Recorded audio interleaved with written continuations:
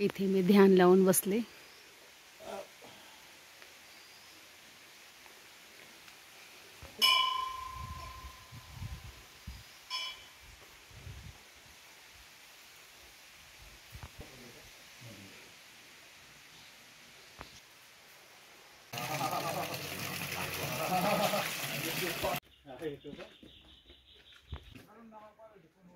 शुक्राचार्य किती दऱ्यांमध्ये येऊन लपले आहेत.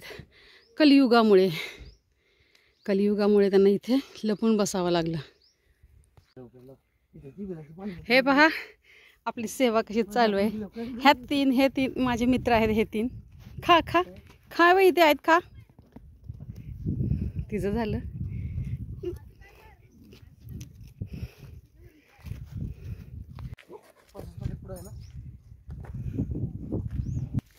नमस्कार मित्रांनो, कसे आहात? आय होप मजेत असाल. करत आहे ब्लॉगची सुरुवात. त्याआधी तुम्हाला सर्वांना सस्ने प्रेमपूर्वक नमस्कार. तुम्हाला सर्वांचं स्वागत आहे मीराताई ब्लॉगमध्ये. आपली मीराताई शुक्राचार्याच्या इथे आम्ही आलोत. कलियुगामध्ये ते इथे लपून बसले तसं म्हणणं आहे. हे शुक्राचार्य सर्वांना बुद्धी दिली तसं आमची ही बुद्धीचा काहीतरी कर, विद्या दे आम्हाला. असं जास्त मला माहीत नाही आहे बरं का. हे बघा माझे मित्र. स्किप न करता व्हिडिओ पाहताय त्याबद्दल तुमच्या मनपूर्वक धन्यवाद. स्किप न करता व्हिडिओ पहा. पहिल्यांदा माझा व्हिडिओ पाहता आपल्या चॅनलला सबस्क्राईब करा, व्हिडिओला लाईक करा, शेअर करा, कमेंट करून सांगायला विसरू नका.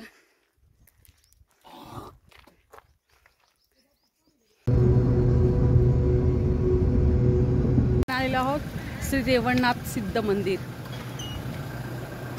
या ठिकाणी.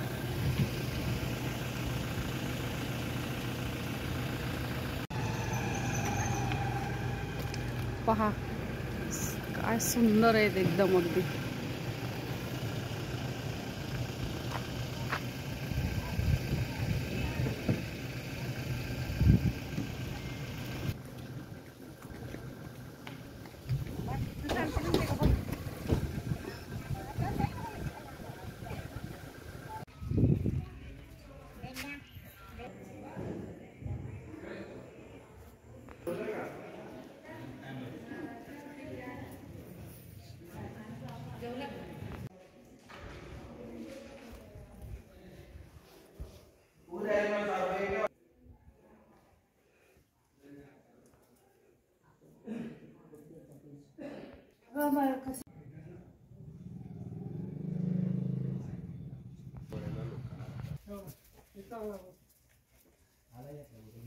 अफजल खानाने सिंग मोडलेले तेव्हाचा हा नंदी.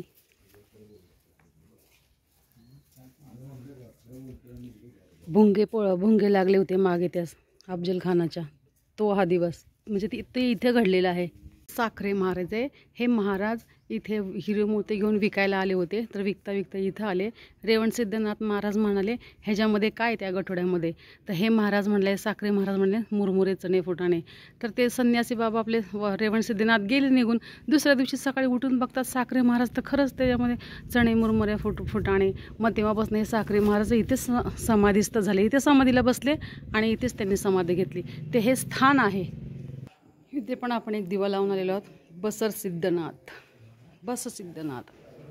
पुढे दख्खनच्या राजाचं दर्शन घेऊन आम्ही पुढच्या प्रवासाला निघालो. मी मीराताई तुमची रजा घेते. वेतन सांगते पुन्हा रोज होणाऱ्या नव्याने उद्याच्या व्हिडिओमध्ये. तोपर्यंत धन्यवाद. काळजी घ्या स्वतःच्या आणि इतरांची.